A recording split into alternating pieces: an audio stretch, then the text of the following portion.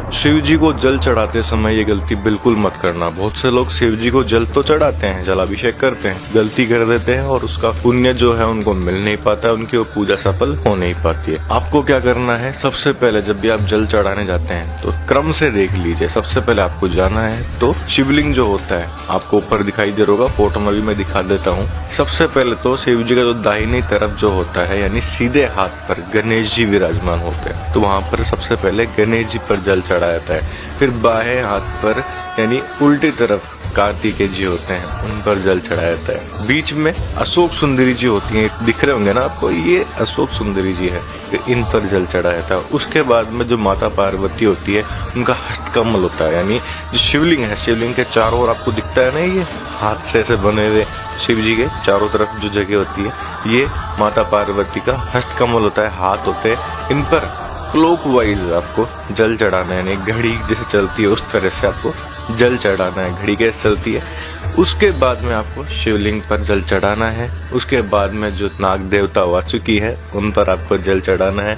उसके बाद ऊपर जो होता है जिसमें से पानी हमेशा शिव जी का हमेशा अभिषेक करता रहता है, शिव जी पर आता रहता है, उसमें डालना है, उस पात्र होता है उसमें डालना है। उसके बाद में आपको नंदी जी पर डालना है। और फिर उसके बाद एक सबसे बड़ी चीज है, बहुत से लोग ऐसा करते भी हैं कि जब जल चढ़ा देते हैं उसके बाद में 3 ताली बजाते हैं। अब 3 ताली तो बजा देते हैं पर उसका मतलब क्या है वो बहुत बड़ी गलती करते हैं। उन्हें खुद को पता नहीं होता कि हमने 3 ताली बजाई है, पर क्यों बजाइए। देखिए 3 ताली फटाफट से मत बजाइए, क्यों, क्योंकि मैं आपको बताता हूँ उस 3 ताली का मतलब क्या होता है। सबसे पहले तो पहली ताली जब बजाते हैं तो उसका मतलब ये होता है कि हम शिव जी को, महादेव को बता रहे हैं कि हम यहाँ उपस्थित हैं, हम अपनी उपस्थिति दर्ज करवा रहे हैं कि हम आ चुके हैं यहाँ पे आपके शिवालय में हैं।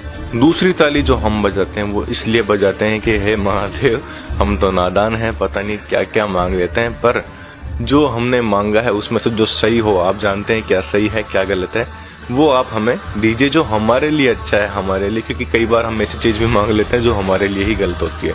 तो हे महादेव, जो हमारे लिए सही है वो हमें प्रदान करें। तीसरी ताली बजाने से मतलब ये होता है कि हे महादेव, हमारे जीवन में जो भी कष्ट हैं, पीड़ा हैं, जो भी आपदा है, उनसे हमको मुक्त कीजिए, हमें स्वस्थ रखिए, सुखी रखिए, और जो भी पीड़ा है, कष्ट है, वो सब हमसे दूर हो जाए। और इसके बाद में आप दोनों हाथ ऊपर करके हर हर महादेव जरूर कहिए और कमेंट में भी हर हर महादेव कह देना। और इस जानकारी को सिर्फ अपने तक मत रखना, इस जानकारी को शेयर करने से भी पुण्य मिलता है। तो जितना आप इस वीडियो को शेयर करेंगे आपको उतना ही पुण्य मिलेगा। और कमेंट में हर हर महादेव लिखना और अपनी स्टोरी पर भी जरूर लगाना ताकि वीडियो सब तक पहुंचे।